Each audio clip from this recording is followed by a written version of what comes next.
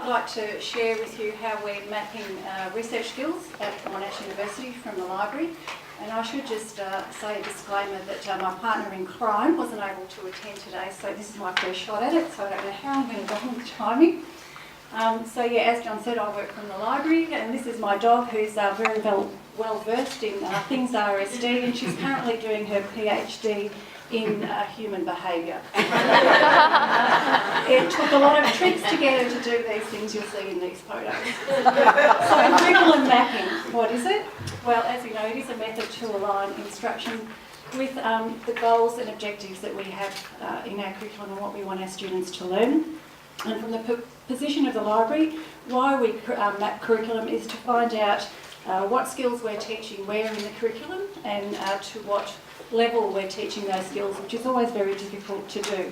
Very hard to identify those skills, to articulate those skills, and to evidence the skills in the curriculum.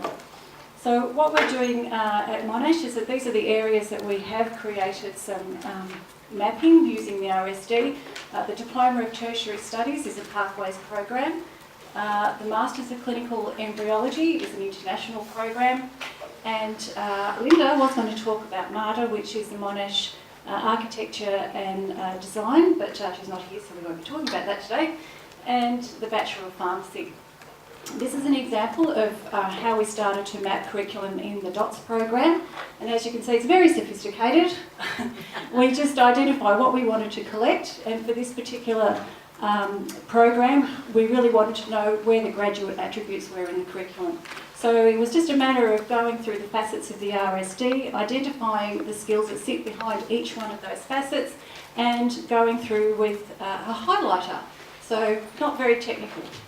Another thing that we did was map the research skills that were involved in undertaking, it was a literature review in clinical embryology.